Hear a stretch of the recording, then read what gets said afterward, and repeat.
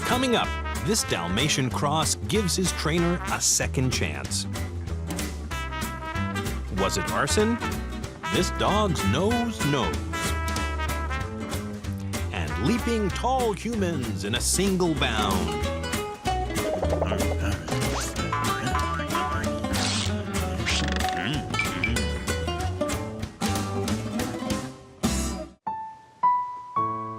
Right here. Come here, Bo. Bo, come here. Boy. Bo, come here. Go on. Go get it. 3 weeks ago, Bo was shy, skittish, and wasn't even housebroken. Then he met Rick. Come here. When they come, when we first get them, they're they really don't know their place or something. But once you start training them, and after the 4-week program is done, they're just a different dog. They know what their job is in life, you know, and it's really amazing. Go up. Bo's job in life will be as a therapy dog in a veteran's home. But before he can be placed, he must pass a stringent exam. Yeah. Good boy. Good boy. Reverse, heel. At a sit, stay. Heel. Sergeant Tracy Beckelheimer coordinates Friends for Folks, a program that teaches long-term offenders to train dogs rescued from shelters. You see, once you get started, you see a big change. Once the inmate and the dog make a bond, it's pretty neat the way things work. You can take one of the roughest guys out here on the yard, and once he bonds with the dog and that dog starts responding to all of his commands, you can see a big change in him. I think it's given him a better self-image.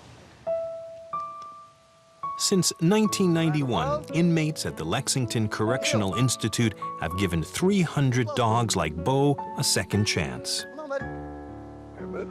Well, if it wasn't for this program, a lot of these animals you see would be put to sleep. But we give them a second chance at life and at being a companion to an elderly person, a handicapped person. Gives them a purpose, and it also gives, say, a senior citizen, a lot of times it gives them a reason to care about something.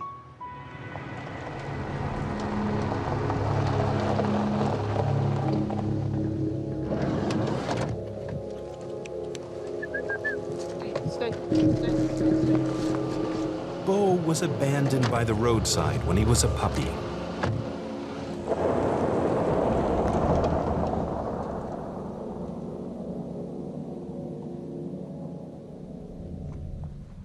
When I picked Bo up at the second chance shelter, he kind of stood out from all the other dogs. You could tell he wanted affection and wanted to play, but he wasn't too aggressive. I opened the pen and went in with him. He come right to me, and he was just real gentle, well-natured animal. How are you doing? Come here. Come here a minute. Give me a kiss. Give me a kiss. There you go. Shake. There you go.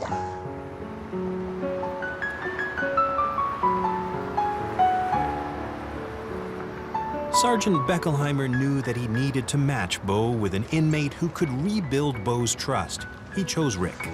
Come here. Come on. Come on. And he knows I'm not gonna do anything to hurt him. He knows that, and everything I do, he's gonna get rewarded with a lot of love. And so he just trusts me. Bo is a larger dog than what we usually take for placement dogs. I thought he would be a real good dog for like a veteran center or a senior citizen center. And Rick is one of the best trainers we've got. He's real good with the animals, and we joke back and forth with each other. He can train one to roll cigarettes if you wanted him to, but he's real good. Go up. Rick is a high-intensity trainer. Most other trainers in the program need 10 weeks to do what Rick can accomplish in just 30 days. Like I say, if I put a dog on a sit-stay, you know, and he's not going to stay there unless I give him a treat, you know, where you give them love, they prefer that more. I found that, you know, that it's the way I was taught, and it just works really good. The program gives Rick and other long-term inmates a second chance. Well, it makes a big difference because I take it serious, you know. It's a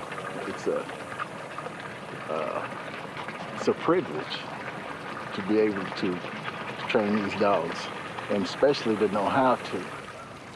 Before that, it was, my life was pretty much wasted being in here.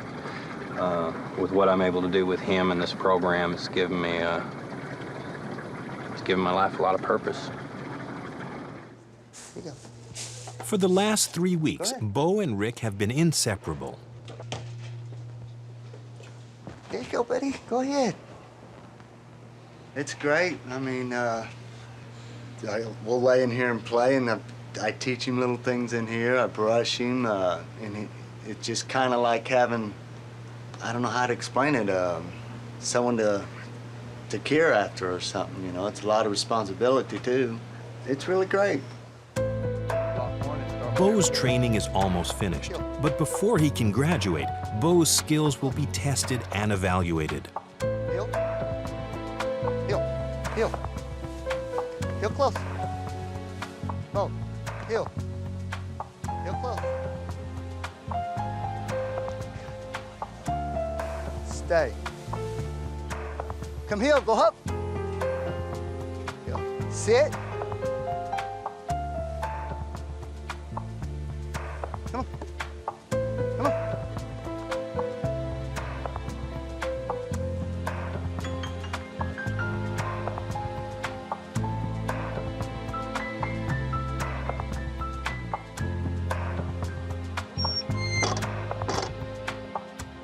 Bo pulls in high scores on his evaluation. He's ready to start his new job. Today, Bo leaves for his new home. It's gonna be hard, you know. It's kind of like a best friend leaving, you know. Good job, boy. See you later, Bo. You've done a fine job, Rick. Thank you. It's also rewarding, too, because you know where he's going, that they're going to appreciate him. They're going to get just as much as joy as I have out of him. But they don't got to do all the hard work training him and stuff like that. He's ready, you know, which will make them appreciate him that much more. Where he didn't have a chance before, you know, so now he does.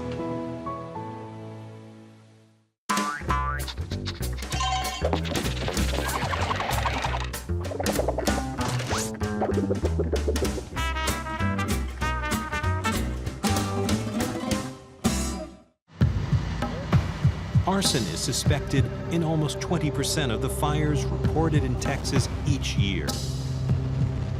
Cities and large towns have their own fire investigation units, but small towns and rural areas rely on the State Fire Marshal's Office.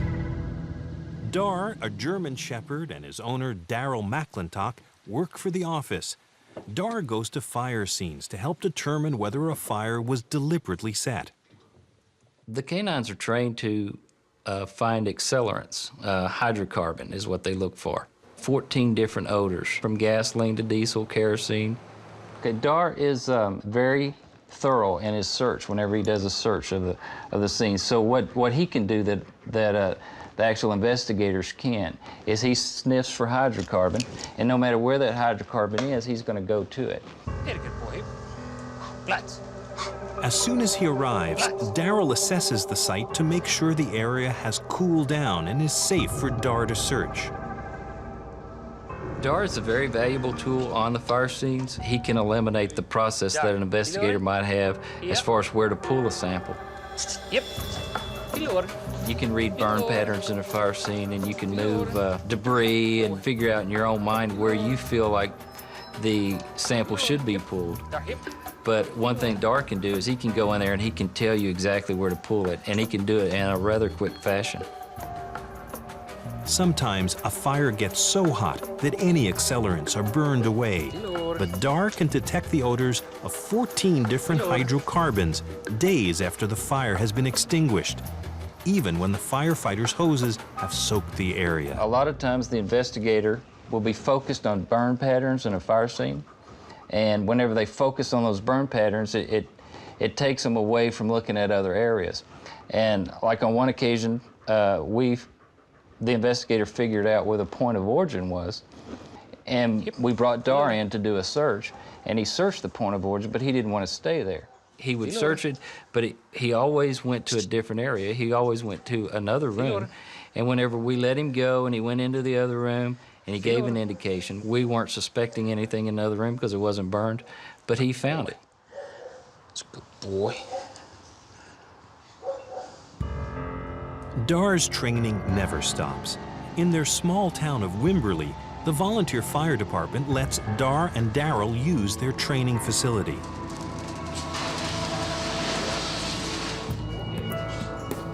Dar trains 16 hours a month to stay familiar with all of the accelerants. Dar can't tell the difference between a training exercise and a genuine search. When he finds an accelerant, he lets Daryl know.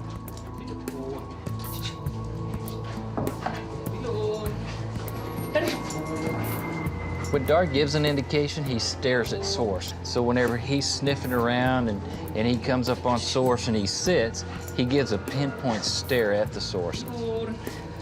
Dar is a play reward dog. He's trained to work for a toy. And he's found the spot.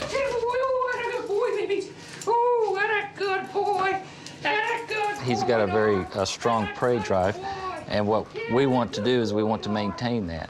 So when we give him a reward, we wrestle with it. I've never rewarded him consistently with a ball because I want him to know that when it's time to work, it's time to work. And whenever he's playing with a ball, then that's his playtime. And whenever we're not on a fire scene or doing training, that's when he gets the ball.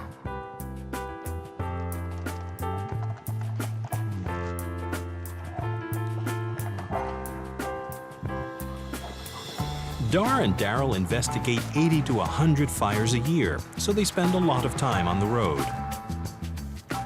Dar is a good traveling companion. He loves to get in the truck, he loves to ride. For the most part, as he gets in, he just lays down and likes to sleep. 3 times a year, they go for intensive training. This time, they're driving 600 miles to El Paso. It's a toy.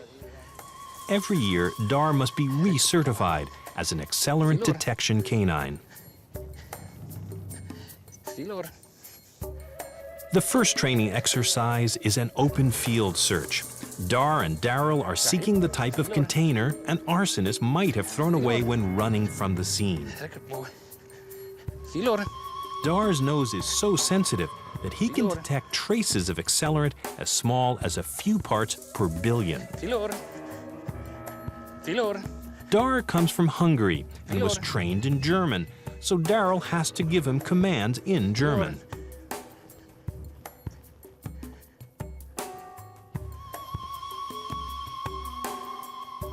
Whenever Dar finds accelerant, Daryl tries to make it look like the reward is coming from the spot Dar alerted to. Good boy, baby. You're a good boy. Tommy Pleasant is in charge of ongoing training for the Texas Fire Marshal's Office. He's come to supervise the training in El Paso. The training is conducted with each handler and their dog 3 times a year. What we cover is all 14 odors that the dogs are trained on, and we put them in realistic search areas. What I'm looking for is making sure the handler knows the search patterns and is able to utilize his dog in a proper and safe manner. Next, Dar has to find traces of gasoline hidden in a car. Okay, these 3 blades are short. Dark plates. Dark, reloading. Reloading. Yep, reloading. Reloading. Burned out vehicles, burned out houses. We make everything realistic so that we can check the handler and the dog to make sure that they're proficient in the field. With Dar and Daryl, they've been together approximately 2 years, and I've seen great improvement in them. They've made an excellent team. Dar is the first work dog that I've had. I've had him now for 2 years. We have grown together and we have a good bond. You know, we can read each other. I'm getting to where I can read him. I usually know what he's doing or how he's doing it or what's going on with him. Yep, reloading. Yep, reloading. Right here on the edge of the seat. Reward. Matthew Devaney evaluates Dar's performance.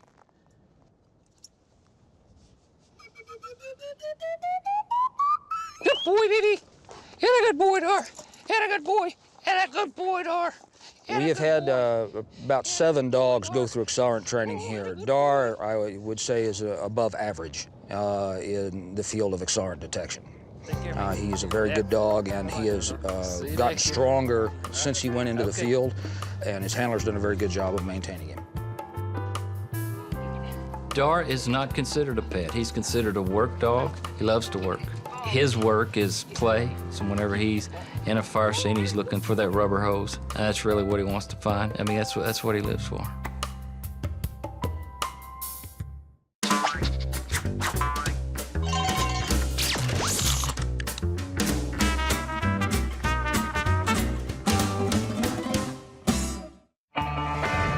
Jumping Jack the Maniac is a 7-year-old lab who can leap over his owner in a single bound. This super dog is the star of Bill Camp's Flying Dogs. They do halftime shows at sports events. Tonight in Indianapolis, there's an NBA game. The Indiana Pacers are playing the San Antonio Spurs.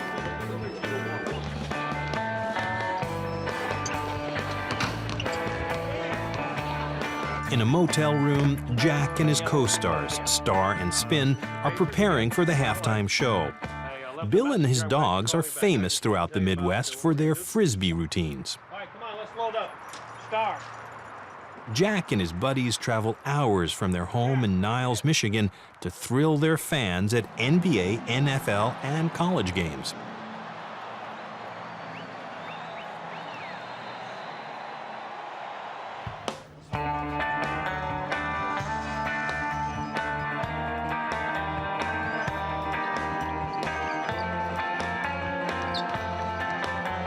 Just like the NBA players, Jack and the others go through pre-game rituals.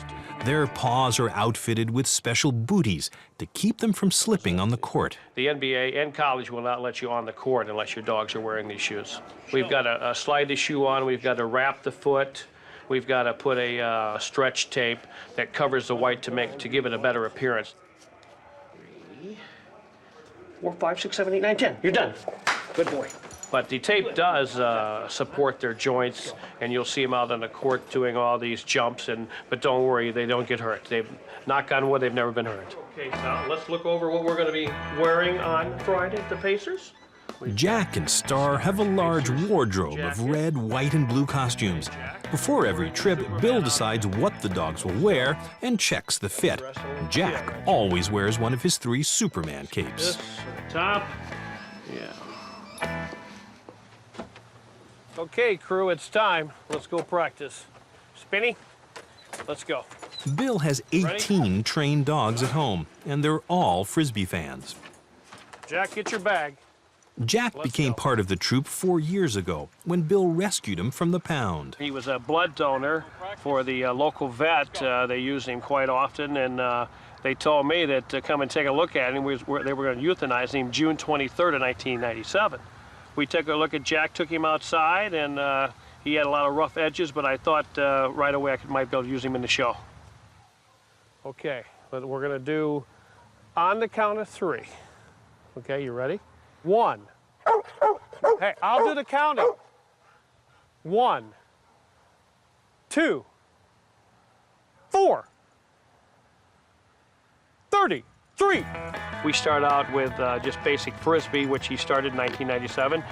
He did come home and catch a Frisbee the first day, which I thought was very, very unique. And then I went and started teaching him to do tricks. I took him to obedience training here in Niles, and he aced the class, and then we just went from there.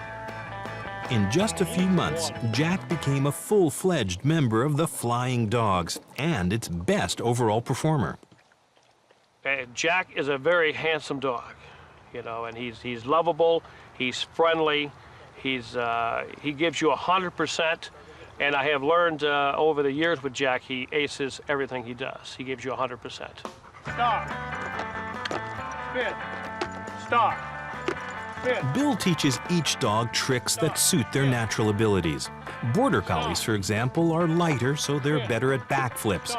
but they're not as good at catching high Frisbee throws because this herding breed doesn't have a natural instinct to look up. Labradors like Jack are a hunting breed, so they instinctively look up and watch anything that flies. That's key for a Frisbee dog. Another one of Jack's specialties is the bullet. It takes incredible mouth-eye coordination. Good boy. All right, good boy. His leaping ability is astounding. With the big air is what people want to see in all these shows that we do, the entertainment part of it.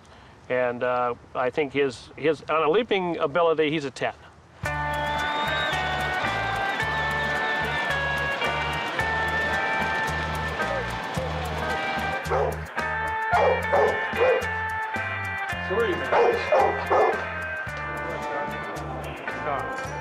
Let's go. They're expecting us. It's time to perform. Let's go.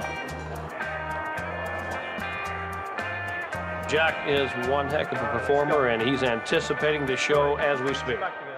It's showtime. Bill starts the show with Star and Spin, saving his star performer Jack for the second half. Jack's impatient. I like the border collies and everything they do, and Jack is fun to work with. But when we bring Jack out, you'll hear the fans even at a higher level of oohs and ahs. And now, fans, here he is, a former dog pound drop-off wearing his Superman cape. Let's give it up for Jumpin' Jack the Maniac. Up. Good boy. Jack. Jack. Under. Go. Good boy. Under. Good boy. All right, Jack.